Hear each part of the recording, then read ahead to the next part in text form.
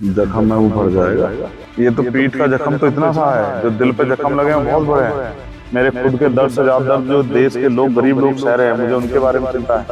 आप अपराधी बीजेपी कार्यालय से आते हैं, मुख्यमंत्री ऑफिस से, और आपकी गोली चला के जाते हैं। तो बीजेपी वालों को तो कोई चाल चरित्र और उनकी कथनी करनी कुछ है ही नहीं। वो तो लोगों को बांट के राजनीति करना चाहते हैं। या तो इनके हिसाब से काम करो, वो कहते हैं सारे भ्रष्टाचारी या तो हमारे साथ आ जाओ वरना जेल जाओ। अब सबके साथ सबके विकास की बात करते हैं। आप बताओ कौन सी कानून व्यवस्था जिसमें सरेआम गोलियां चल रही है? लोगों की जान से खेलने वाले और लोगों की जान की हत्या का षड्यंत्र करने वाली सरकार को सोचना चाहिए कि एक व्यक्ति की हत्या से आंदोलन नहीं रुकने वाले, आंदोलन जारी रहेगा।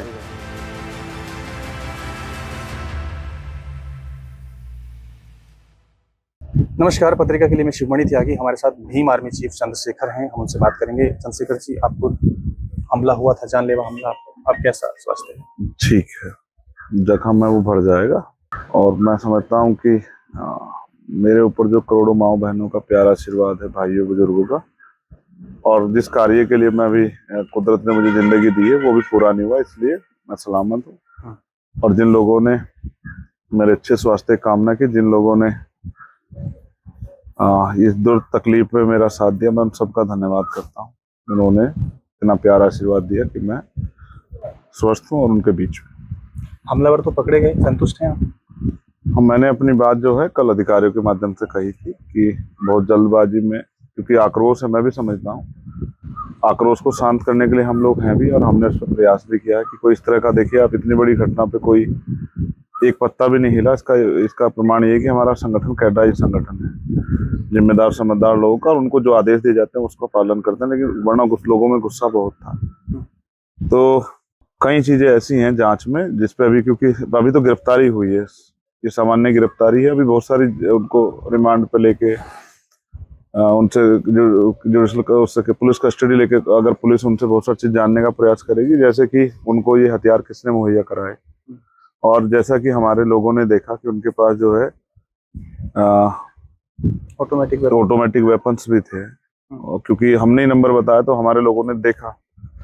और फिर मेरी उत्सुकता भी है कि ये कहने से काम नहीं चल पाएगा कि भाई उनको मेरा कोई बयान बुरा लग गया। बयान बुरा लग गया तो आदमी उसका कुछ तो विरोध दर्ज कराता। उन्होंने मेरे बयान के खिलाफ कोई एप्लीकेशन दी, कहीं कोई धरना किया, बयान उन्हें बुरा लग गया इसलिए उन्होंने गोली चला दी। ये भी एक बड़ा मजाकिया वो है कि साहब वो आ रहे थे, उनको पता लगा कि कौन आ रहा है, तो पता लगा चंद्रशेखर आ रहा है, तो उन्होंने हत्या का प्लान बना लिया सडनली। ये एक तरह की ना, ये मतलब कहानी में भी इसको आप समझो कि ये एक अच्छा सा जो है ना जोक। फिर वो गाड़ी मीरकपुर की तरफ ही क्यों गई, जबकि उनका रास्ता तो सबसे सेफ रास्ता जो है, जिस समाज से वो बच्चे आते हैं, जो उनका अपना गांव है, वो भाईले की तरफ पड़ता है, तो वो उधर क्यों गए? वो यहाँ से बीच में एक गांव पड़ता है रायपुर में, आपके माध्यम से बता रहा हूँ, जहाँ वो रुके हैं। पुलिस ने इस पर भी कोई बात नहीं बताई। फिर उन्होंने वो सब यहाँ इकट्ठे क्यों थे, इस पर कोई बात नहीं बताई। तो बहुत सारी चीजें हैं कि उनको यहाँ से कौन लेके गया, किसकी सुरक्षा में वो हरियाणा तक पहुंचे, इन सब का जवाब अभी जारी है। और मुझे जहां तक मुझे जानकारी है, कुछ मैंने अधिकारियों उसको बताया भी, क्योंकि जांच का पार्ट है, मुझे ऐसा जानकारी है कि जिस व्यक्ति ने इस काम के लिए उनको हायर किया है, क्योंकि ये तो मोहरे हो सकते हैं, इनके पीछे कोई बड़ा जो है व्यक्ति जो है, बड़ा ताकतवर व्यक्ति भी हो सकता है, बड़ा व्यक्ति भी हो, सरकार के लोग भी हो सकते हैं। तो हो सकता है, आपको लगता है कोई है? नहीं, कुछ चीजें मेरे सामने आई। मैंने पुलिस से कहा कि वो जांच करे। मैंने फिर कहा कि सब लोग एक जैसे नहीं हो सकते, जैसे किसी भी जाति धर्म में सब लोग एक विचारधारा के नहीं हो सकते, वैसे ही सब अधिकारी कर्मचारी भी एक जैसे नहीं हो सकते हैं। तो अच्छे अधिकारी भी हैं और कुछ अधिकारी ऐसे भी हैं जो सरकार के आगे नतमस्तक हैं।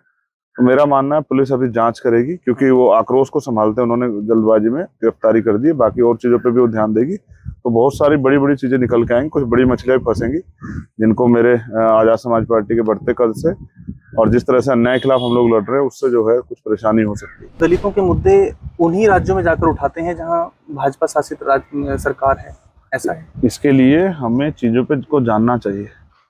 अभी मैं सबसे आखिरी बार गिरफ्तार कहाँ हुआ, क्या आपको जानकारी है? मैं कौन सी जेल में गया सबसे आखिरी बार? आप बताइए। मैं आगरा जेल में गया।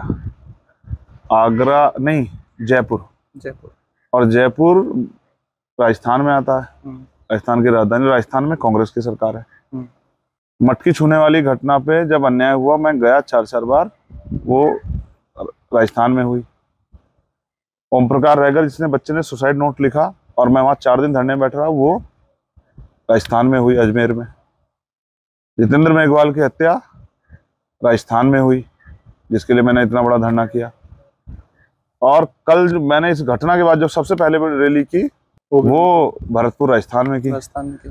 तो बीजेपी वालों को तो कोई चाल चरित्र और उनकी कथनी करनी कुछ है ही नहीं। वो तो लोगों को बांट के राजनीति करना चाहते हैं। उनका एकमात्र लक्ष्य है कि किस तरह सत्ता में रहें, चाहे कोई मरे जिए। उनके ऊपर कितने दंगों के आरोप हैं, उन्होंने नेता कितना झूठ बोलते हैं। प्राइम मिनिस्टर ने कहा कि अगर नोटबंदी से फायदा ना हो तो मुझे सड़क चौराहे पे लात मार देना 50 दिन बाद। फिर 2000 का नोट क्यों बंद किया अगर नोटबंदी से फायदा हो रहा था? कितनी इकोनॉमी बड़ी डेवलप हुई, जीडीपी कितनी बड़ी देश की। ठीक है, अर्थव्यवस्था पे बात नहीं करोगे, विदेश नीति पे बात नहीं करोगे, महंगाई पे बात नहीं करोगे, बेरोजगारी पे बात नहीं करोगे, कानून व्यवस्था पे बात नहीं करोगे, इल्जाम लगाते रहोगे। अब ये जिसको अजीत पवार को, इस पे आपने 2 दिन पहले डिप्टी चीफ मिनिस्टर वहाँ के फर्नांडिस साहब जब बयान दे रहे थे कि हम इसको जेल में डालेंगे। अब वो वॉशिंग मशीन तो बीजेपी की में आ गया तो वो इधर हो गए, वो ठीक हो गए, साफ सुथरे हो गए, डिप्टी चीफ मिनिस्टर बना दिए गए।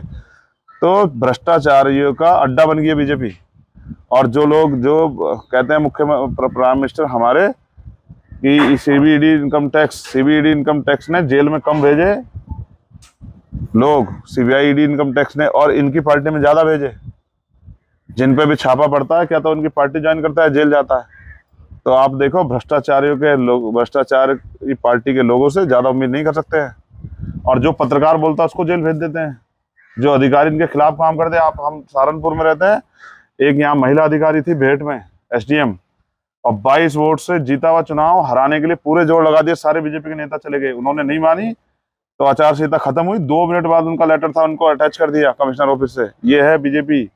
या तो इनके हिसाब से काम करो। वो कहते हैं सारे भ्रष्टाचारी या तो हमारे साथ आ जाओ वरना जेल जाओ। अच्छा ये बताइए, आपको क्या लगता है जो मंडल कमीशन है उसकी समीक्षा होनी चाहिए? समीक्षा तो तब हो जब मंडल कमीशन की सिफारिशें लागू हुई हो। मंडल कमीशन की जितनी सिफारिशें थी उसमें से 2 सिफारिशें लागू हुई। अभी तो मंडल कमीशन पे और समीक्षा देश के प्रधानमंत्री जो वर्तमान के हैं 2014 के चुनाव से पहले कहते, उनका मैनिफेस्टो पढ़ के देखो कि मंडल कमीशन की सारी सिफारिशें लागू करेंगे। और वही लोग हैं जो आरक्षण को खत्म करना चाहते हैं, बीजेपी के लोग। और वही लोग हैं जो बाबा साहब अम्बेडकर के विचारों की हत्या करना चाहते हैं। और मंडल कमीशन की सिफारिशें तो हम ही लोग लागू कराएंगे, और वो तब होंगी जब आप जो है मंडल कमीशन की सिफारिशों को बता तो दो जनता क्या है। और अभी तो जातीय जनगणना होनी चाहिए। जो बीजेपी क्यों विरोध करती है जातीय जनगणना का? जातीय जनगणना होगी तो ये भी कंफर्म हो जाएगा। आप ये भी तो जानना चाहते हैं समीक्षा में कि किस समाज पे कितना प्रतिनिधित्व है, तो वो तभी तो पता लगेगा जब आप जातीय जनगणना कराओगे। करा तो नहीं रहे हो। किस समाज का कितना प्रतिनिधित्व, किस समाज किस डिपार्टमेंट में, किस विभाग में कितने बड़े पैमाने पर नौकरियों में, क्लास 1 में कितना है, 2 में कितना है, 3 में, 4 में कितना है, राजनीति में कितना है, आर्थिक क्षेत्र में कितना है, उद्योग किसके पास है, बिजनेस किसके पास है। सही बात है। इन सब का पता कैसे लगेगा? जब आप जातीय जनगणना करा के आंकड़ा बना के दोगे। उससे तो बीजेपी डरती है, क्योंकि बीजेपी को पता है जातीय जनगणना कराई सारी पोल खुल जाएगी, इस देश का दलित पिछड़ा जाग जाएगा, इस देश का दलित पिछड़ा आदिवासी खड़ा हो जाएगा। ये उनको पता लगेगा, उनका सारा अधिकारी लूटे बैठे हैं बीजेपी के लोग, आरएसएस के लोग, वो सड़कों पे आ जाएगा। और ये सरकार एक दिन नहीं चलेगी। जिस दिन जातीय जनगणना होगी पूरे देश में क्रांति आ जाएगी। मंडल बनाम कमंडल की लड़ाई तेजी से आगे बढ़ेगी। और आप देखना ऐसा बड़ा परिवर्तन होगा कि लोगों को जान बचानी भारी हो जाएगी। ताकतवर लोगों की जमीन खींच लेंगे लोग। ठीक है, आज हालात देखो। आपका स्वास्थ्य ठीक नहीं है तब भी आप इतना फ्रिक्वेंटली बोल लेते हैं, आप लाइव कर लेते हैं इतना 2-2 घंटे का। ये एनर्जी और इंटेलिजेंसी कहाँ से सीखी आपने? सीखी नहीं है। ये तो पीठ का जख्म तो इतना सा है, जो दिल पे जख्म लगे हैं बहुत बड़े हैं। रोज जब अपने लोगों के साथ अन्याय अत्याचार होते देखते हैं, खबर पढ़ते हैं, आज महिलाओं के साथ वहाँ रेप हुआ, हत्या हुई, जला दिया, बाल काट लिए, मुंह नोच लिया, तेजाब डाल दिया, तकलीफ होती है। मेरे खुद के दर्द से ज्यादा दर्द जो देश के लोग, गरीब लोग सह रहे हैं, मुझे उनके बारे में चिंता है। और फिर जब भी तकलीफ होती है तो ये जो स्लोगन मैंने लिखा है दीवारों पे, मैं इनको पढ़ लेता हूँ। जब मुझे और तकलीफ होती है तो अपने महापुरुषों की जीवनी पढ़ लेता हूँ, फिर देखता हूँ उन्होंने कितनी मुसीबतों में काम किए। बाबा साहब अम्बेडकर मिलता है तो पढ़ते हैं? हाँ, लगातार पढ़ता हूँ। बाबा साहब अम्बेडकर डायबिटिक थे, फिर भी 22-22 घंटे बैठ के लिखते थे, क्योंकि उनके कंधों पर जिम्मेदारी थी। मेरे कंधों पर जिम्मेदारी है। मुझे नहीं पता मेरे जीवन का आखिरी दिन कौन सा होगा, लेकिन मैं जब तक जीवित हूँ मैं चाहता हूँ अपने लोगों को जागरूक करते रहूँ। इसलिए मैं गया भरतपुर ये बताने के लिए कि मेरे लोग सही रास्ते को समझे। और एम्बुलेंस से गए थे आप? हाँ, 7 घंटे एक साइड से जाना, 7 घंटे एक साइड से आना। आपकी तबीयत भी ठीक नहीं थी? हाँ, पूरे रास्ते ब्लीडिंग होती गई, पूरे रास्ते ब्लीडिंग होती आई। अब कैसा है आपका जख्म? अब जख्म सूख रहा है धीरे धीरे, इन्फेक्शन का वो है और उसके लिए कामना लगातार करते हैं जो आप जल्द ठीक हो जाए। हाँ धन्यवाद। और मैं वो जो शुभ चिंतक मंगल कामना जिन्होंने की, जो मेरे लिए मंगल मैत्री करे थे, उन सभी भाइयों का, चाहे वो पत्रकार हों, महिलाएं हों, बच्चियां हों, नौजवान हों, राजनीतिक दल के हों, किसी भी दल के हों, मैंने कहा सभी पार्टियों में अच्छे लोग हैं, सभी जातियों में अच्छे बुरे सब तरह के लोग हैं, मैं उन सबका धन्यवाद करता हूँ। और उत्तर प्रदेश के मुख्यमंत्री से कहना चाहता हूँ कि कानून व्यवस्था सिर्फ विधानसभा में खड़े होकर बड़े भाषण देने से अच्छी नहीं होती है, या रैलियों में बड़े भाषण देके अच्छी नहीं होती है। कानून व्यवस्था होती है जब आप अपराधियों के खिलाफ सख्त कार्रवाई करते हैं और अपराधियों का संरक्षण नहीं करते हैं।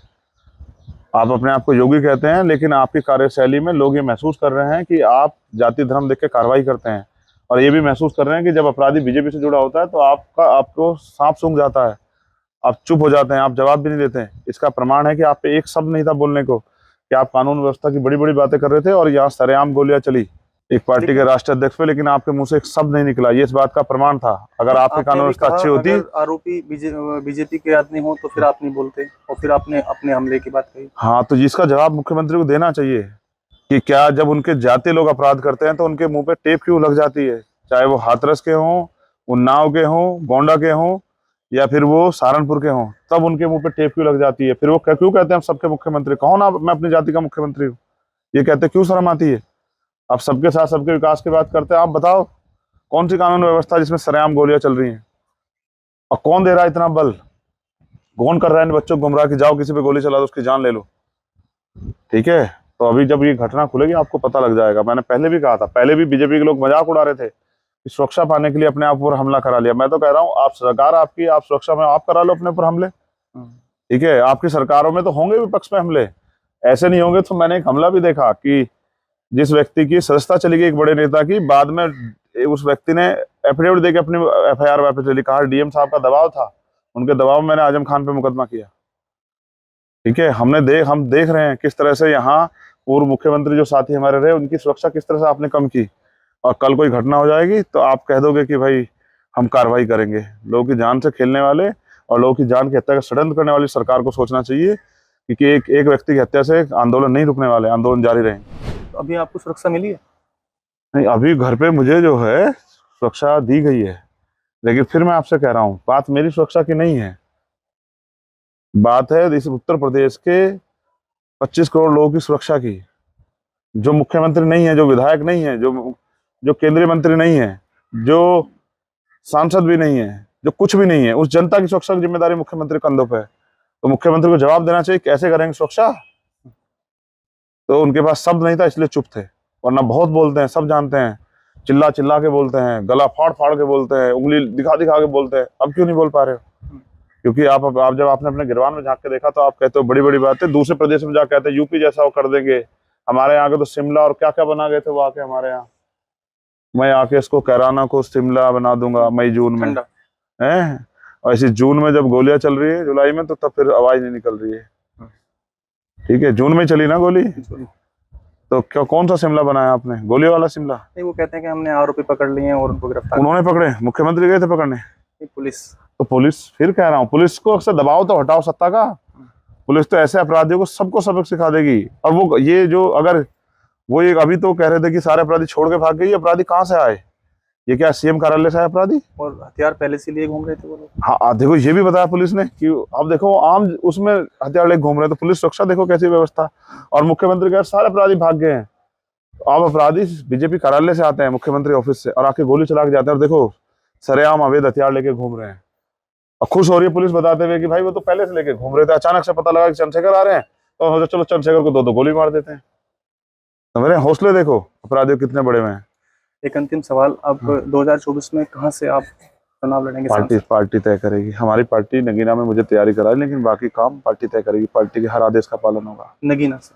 हाँ, बाकी पार्टी बड़ी है, मैं पार्टी का वर्कर हूँ, अभी तो मैं स्वस्थ भी नहीं, तो क्या आपसे पार्टी लड़ाई जो पार्टी के फैसले, मैं पार्टी के फैसले का स्वागत करूँगा। तो हमने भीम आर्मी चीफ चंद्रशेखर से बात की, और उनका मानना है कि कोई भी समस्या हो उसकी चाबी सत्ता से ही निकल कर आती है, और अभी पुलिस के खुलासे से वो बहुत संतुष्ट नहीं है, और उनका कहना है कि अभी और खुलासा होना बाकी है। सहारनपुर से पत्रिका के लिए शिवमणि त्यागी।